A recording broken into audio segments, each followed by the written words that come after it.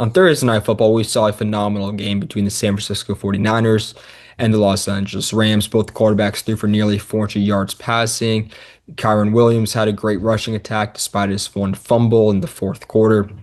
C-Mac was doing everything in the receiving and the rushing game.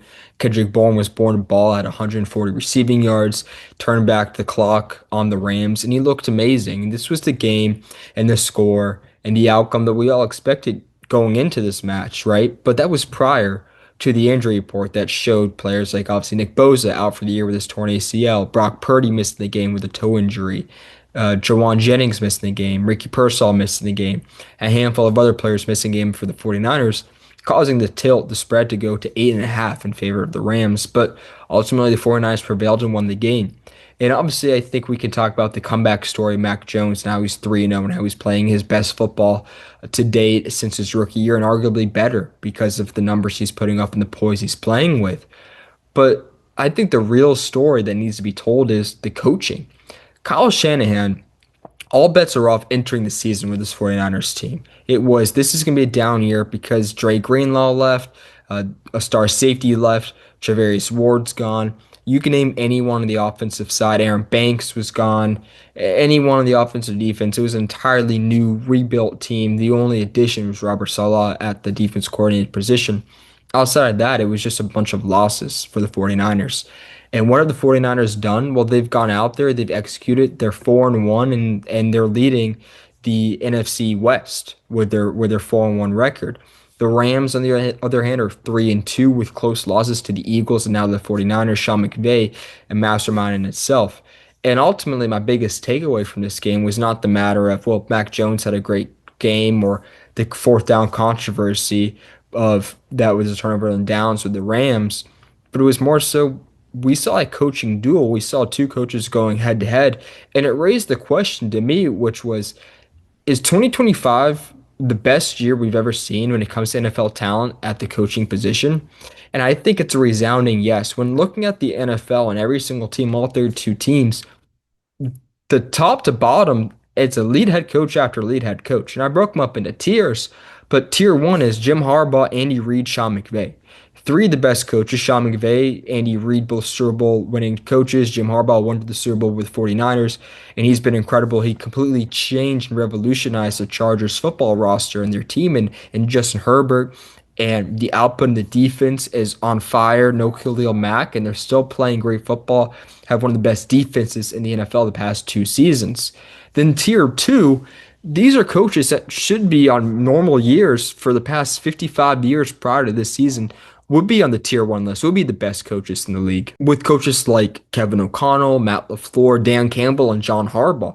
The Ravens for the past handful of years, past 15 years, have been great with John Harbaugh. He's won it with Joe Flacco. He's coached Lamar Jackson into a world-renowned quarterback.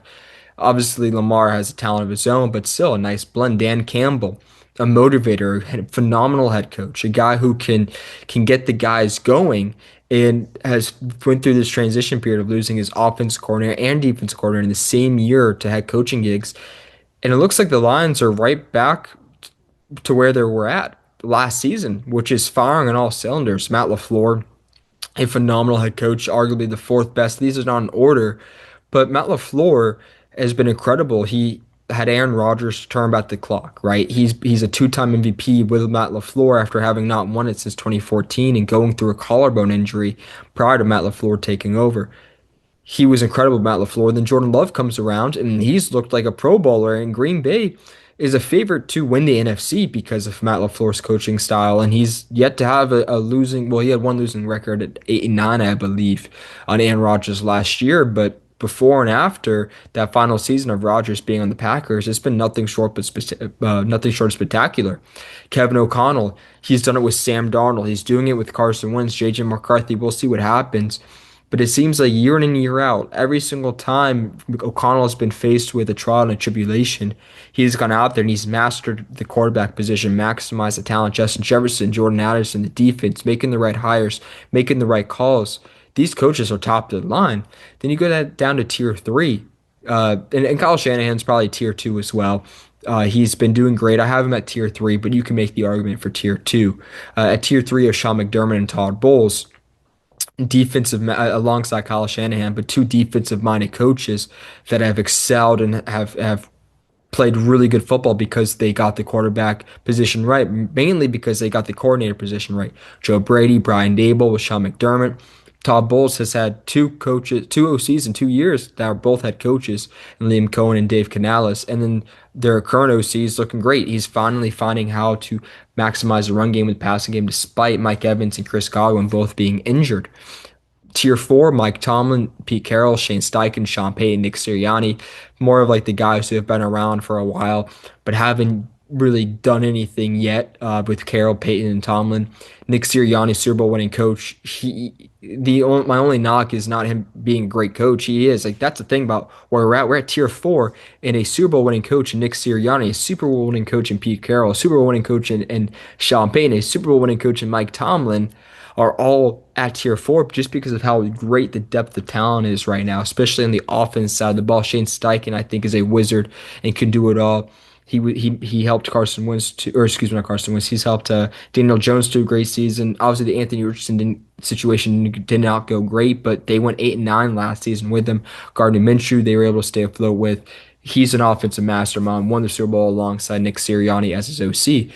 Then we get down to tier five, and it's still like Kevin Stefanski, Mike McDonald, Mike Vrabel, Dan Quinn, Mike McDaniel, Zach Taylor, Jonathan Gannon. We have Jonathan Gannon, who is a Super Bowl winning defensive coordinator.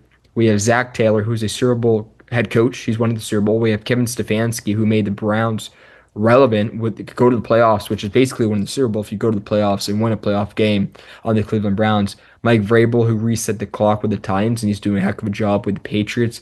Mike McDonald, a great defense coordinator at Michigan, Baltimore, and now a great defense. Mini Legion of Boom he's built in 2 years. In 2 years, he built a mini Legion of Boom with Reek Woolen, Devon Witherspoon, the front seven, and he's transformed this team and he's built an identity. Look what they're doing now with Sam Donald. He's found a mold in year two. You don't see that ever. And we're seeing it this year in 2025. Dan Quinn, great defense with Dallas, great defense with Washington, great defense with Atlanta. Has been to the Super Bowl. He got the OC right with Cliff Kingsbury. He got the quarterback right with Jaden Daniels. Mike McDaniel, best coach for the Dolphins since Don Shula. And then it's tier six, which is like a lot of let's just say iffy coaches or not iffy. We have two question marks I would say with Dave Canales and D'Amico Ryans because of what's the defense is great for the Houston, the offensive line's not great. I only have D'Amico so low because of just how south things have gone, but he has the ability to move up to that tier five, tier four position, probably tier five with the playoff appearance, but things have gone south, so he's down there. But still, the point being is we have all this depth of talent in the head coaching world, right? And we have a coach who has made CJ Stroud into a really good quarterback, has had one of the best defenses. I mean, they nearly beat the Rams because their defense was so good. We have a coach who's been to the playoffs, I believe, twice in D'Amico Ryans prior to this season, and he's tier five. And that just shows you the depth of talent up there. Now there is, the occasional question mark. Brian Dable is my lowest tier coach alongside Brian Callahan, but I have Dable lower because Callahan's only in his second year. For the sake of just figure, it's only been 4 weeks, so Liam Cohen, Aaron Glenn, Kellen Moore, Schottenheimer, Ben Johnson can be much higher. I mean, Liam Cohen should be, I mean, in theory, should be higher. Schottenheimer should be higher. Ben Johnson should be higher, but it's been 4 weeks in an off season, so I'm just saying they're NA, they're not applicable to insert. But the point I'm trying to make is what we saw on Thursday between the 49ers and the Rams was not a quarterback resurrection versus a top tier quarterback in Matthew Stafford. It wasn't a Kyron Williams fumble that transcended the game. It wasn't, an inspired defense trying to show up without Nick Bosa. What it was is a demonstration of how elite the coaching is in the NFL right now.